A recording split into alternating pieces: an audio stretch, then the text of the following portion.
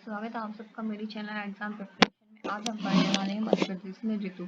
तो पहले तो हमें पता होना चाहिए कि ऋतु है क्या, फिर इसके बारे में हम काफ़ी चीज़ें इसमें डिटेल में जानने की कोशिश करेंगे कि ऋतु में परिवर्तन कैसे होता है। ऋतु अगर आपसे पूछते हैं ऋतु किसे कहते हैं, तो आपको क्या बताना है कि एक वर्ष का छोटा सा कालखंड होता है। किसी भी वर्ष का एक छोटा सा कालखंड जिसमें मौसम की जो दिशाएं होती है वो विशेष प्रकार की होती हैं, ठीक है।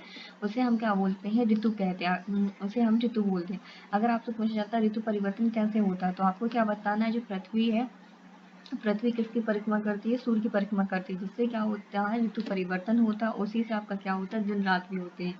तो ऋतु परिवर्तन किससे होता है, आपकी पृथ्वी जो होती है सूर्य की परिक्रमा करती है, जिससे क्या होता है, आपका ऋतु परिवर्तन होता है। अब हम जानने की कोशिश करते हैं कि जो आपकी ऋतु परिवर्तन है अपने मध्य प्रदेश में किस तरह से होता है और क्या इनमें कुछ विशेषताएं होती है। तो आपको पहले क्या जानना है कि जो आपकी 0 डिग्री सेल्सियस, जो 0 डिग्री भी आपकी लाइन है, आप इसको क्या बोलते हैं, इसको आप क्या बोलते हैं, विषुवत रेखा बोलते हैं, ठीक है। आपको याद रखना है, इसको क्या बोलते हैं, विषुवत रेखा बोलते हैं। और साढ़े 23 डिग्री जो आपकी उत्तरी में होती है लाइन, आप इसको क्या बोलते हैं, इसको आप क्या बोलते हैं, आपको अच्छे से याद रख लें, इसको कर्क रेखा बोलते हैं। और जो साढ़े 23 डिग्री नीचे होती है दक्षिण गोलार्ध में, जो आपका उत्तरी गोलार्ध, मतलब जो आपको बीच के भाग से काट है, इसे जीरो विषुवत भी बोलते हैं, ठीक है। 0 डिग्री की लाइन भी बोलते हैं, विषुवत लाइन भी बोलते हैं।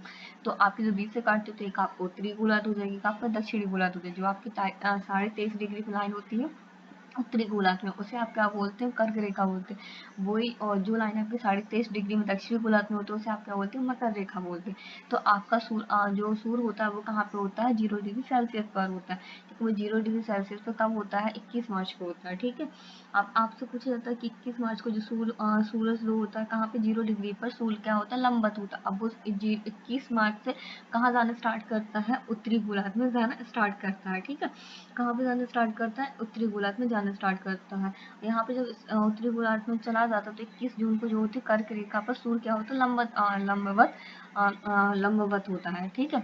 कब होता है, 21 जून को। आपको सारी डेट याद रखनी है कि कब होता है, 21 जून को कर्क रेखा पर सूर्य क्या होता है, लंबवत होता है। जबकि जाना कब से स्टार्ट करते हैं, 21 मार्च से जाना स्टार्ट करता है। तो इसे क्या बोलते हैं, उत्तरी गोलार्ध में जो सबसे बड़ा दिन होता है कब होता है, 21 जून को होता है, जिसे आप क्या मनाते हैं, योग दिवस के रूप में भी मनाते हैं, ठीक है, 21 जून को। और यहाँ पे क्या होता है, दक्षिणी गोलार्ध में सबसे छोटा दिन कहाँ पे होता है, दक्षिणी गोलार्ध में, क्योंकि उत्तरी गोलार्ध में अगर सबसे बड़ा दिन होगा तो सबसे छोटा दिन कहाँ होगा, दक्षिणी गोलार्ध में होगा। अब इसके बाद आपका कहाँ पे आता है, फिर सूर्य 21 जून से फिर नीचे आना स्टार्ट करता है, ठीक है। तो 21 कहाँ तक आता है, 23 सितंबर को फिर से वापस यहीं पे आता है। 23 सितंबर में जो सूर्य होता है फिर से कहाँ पे, विषुवत रेखा पर लंबवत चमकता है, ठीक है। जब लंबवत होता है और फिर कहाँ जाना स्टार्ट कर देता है, दो बार होता है, क्योंकि विषुवत रेखा पर सूर्य कितने बार होता है, 2 बार लंबवत होता है। जब आपका दक्षिण गोलार्ध में जाना स्टार्ट करता है 23 सितंबर से, ठीक है, 23 सितंबर, तो इसे आप क्या बोलते हैं, शिशिर विषुवत बोलते हैं। जबकि उत्तरी गोलार्ध में जब आप 21 मार्च से जाना स्टार्ट करते हो तो इसे आप बोलते हैं बसंत विषुवत। इन वर्ड को भी आप याद रखें। 21 मार्च को जब वो सूरज ऊपर जाना स्टार्ट करता है उत्तरी गोलार्ध में तो इसे बसंत बोलते हैं, बसंत विषुवत बोलते हैं। जबकि नीचे की ओर दक्षिण गोलार्ध में आना स्टार्ट करते हैं इसे क्या बोलते हैं, हम शिशिर विषुवत बोलते हैं, ठीक है। तो 23 सितंबर से सूर्य कहाँ नीचे आना स्टार्ट हो जाता है, कहाँ पे, दक्षिण गोलार्ध में आना स्टार्ट हो जाता है। 22 दिसंबर को सूर्य कहाँ होता है, दक्षिण गोलार्ध में मकर रेखा में लंबवत क्या होता है, लंबवत होता है। और जबकि 21 जून को कहाँ पे होता है, 21 जून को होता है सूर्य कर्क रेखा में, मकर रेखा में 22 दिसंबर को होता है।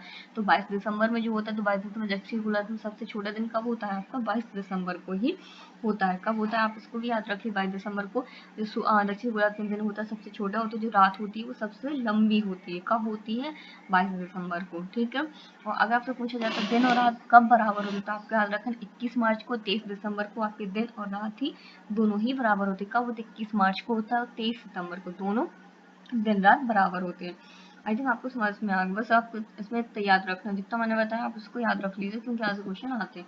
इसके बाद हम मध्य प्रदेश, जैसे मैंने आपको ऋतु के बारे में बता दी, अब हम इसके बारे में जानने की कोशिश करते हैं कौन कौन सी मध्य प्रदेश में ऋतु, मतलब कितनी ऋतु है। तो आपको पता मोस्टली पूरे भारत में ही 3 ऋतुएं होती हैं। 3 ऋतु मतलब पूरे भारत में नहीं, हर जगह 3 ऋतुएं होती हैं। हम स्टार्ट करते हैं ग्रीष्म ऋतु। तो ग्रीष्म ऋतु किस होती है, इस ऋतु में क्या होता है, जो वातावरण का जो तापमान होता है क्या होता है, बहुत उच्च होता है, मतलब हाई टेम्परेचर होता है। तो इसे हम क्या बोलते हैं, ग्रीष्म ऋतु बोलते हैं। और मध्य प्रदेश में से क्या बोला जाता है, मध्य प्रदेश में से यूनाला या उनाला कहा जाता है, ठीक है।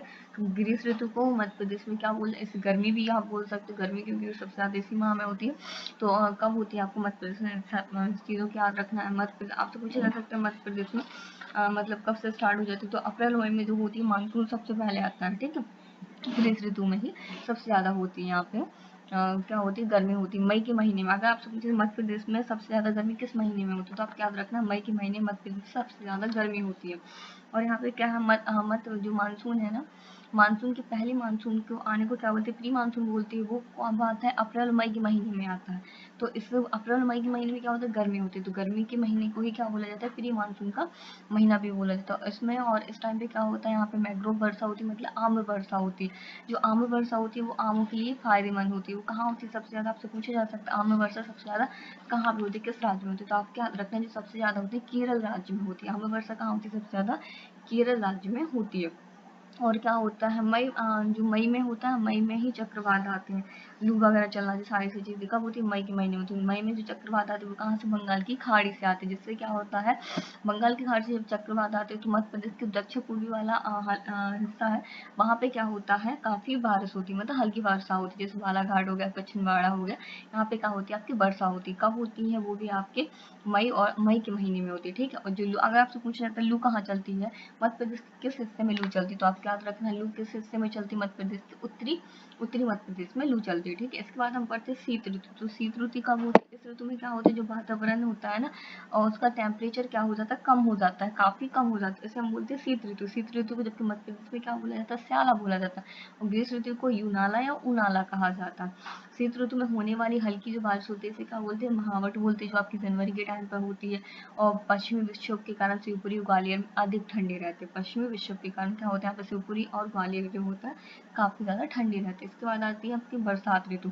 तो बरसात ऋतु में क्या होती है, वर्षा होती है। वर्षा की एक ऋतु होती है जिसमें वातावरण की जो तापमान तथा आर्द्रता प्राय उच्च रहती है। मतलब इसमें जो तापमान भी आपका होता है और इसमें आर्द्रता दोनों ही क्या होती है, उच्च होती है, ठीक है।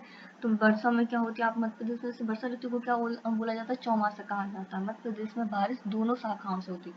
कौन कौन सी शाखा, आपको पता है पूरे भारत में ही जो वर्षा होती है दो शाखाओं से, एक अरब सागर से होती है और दूसरी बंगाल की खाड़ी से होती है। लेकिन सबसे ज्यादा अगर पूछा जाता है मध्य प्रदेश में किस शाखा से बारिश होती है, तो आपको याद रखना अरब सागर की शाखा से सबसे ज्यादा हमारे यहाँ मध्य प्रदेश में बारिश होती है। कितने परसेंट होती है, 80% होती है। जबकि बंगाल की खाड़ी से कितने परसेंट वर्षा होती है, 20% वर्षा होती है। मानसूनी पवने से जो आपके पर्वतों पर वर्षा होती है। अगर आपसे पूछा जाता है जो मध्य प्रदेश में पर्वत है, पर्वतों पर कैसे वर्षा होती है, तो आपको याद रखना है मानसूनी पवनों से ही पर्वतों पर वर्षा होती है। अब मानसूनी पवने क्या होती है, मानसूनी पवने आपकी ऐसी पवने होती है जो 6 महीने के उत्तरी गोलार्ध में चलती है और 6 महीने के लिए आपकी दक्षिणी गोलार्ध में चलती है। तो उन्हें आप क्या बोलते हैं, मानसूनी पवने कहा जाता है। इसके बाद मध्य प्रदेश में कुछ तापमान है, टेम्परेचर से रिलेटेड कुछ फैक्ट आप इन्हें कंप्लीट कर लीजिएगा।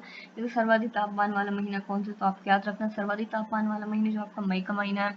मध्य प्रदेश में न्यूनतम तापमान वाला महीना जनवरी आ जाता है। मध्य प्रदेश में सर्वाधिक तापमान वाला महीना मार्च आ जाता है। देखिए सर्वाधिक क्या है, सर्वाधिक तापमान वाला महीना पहले तो आपका क्या है, मई है, न्यूनतम तापमान जनवरी, क्योंकि जनवरी सबसे ज्यादा ठंडी होती है। फिर वर्तमान मध्य प्रदेश में सर्वाधिक तापमान वाला महीना, सॉरी ये गलत हो गया, मार्च नहीं है।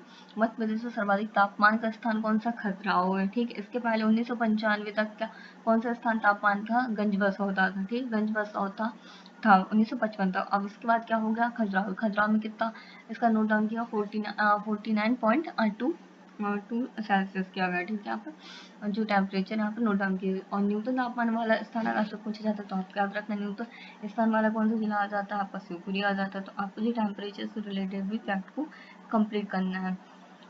अगर आपसे पूछा जाता है यहाँ पे आपका क्या है, मध्य प्रदेश में सर्वाधिक तापांतर वाला महीना है। क्योंकि तापांतर मतलब आपने देखा होगा तापांतर क्या होता है, सुबह के टाइम पे ठंडी होना और रात के टाइम पे भी आप दोपहर के टाइम पे आपकी गर्मी हो सकती है और रात को भी आपका क्या हो सकता है, गर्मी ठंडी होना। तो आप मार्च के महीने में ऐसा होता है कि क्योंकि फरवरी के लास्ट तक तो ठंडी ही रहती है, शीत ऋतु के मौसम रहते हैं। इसके बाद मार्च तक भी हल्का हल्का मौसम रहता है। तो इस वजह से क्या होता है, तापांतर वाला मध्य प्रदेश में सर्वाधिक तापांतर वाला महीना कौन सा, तो आपको याद रखना मार्च का महीना।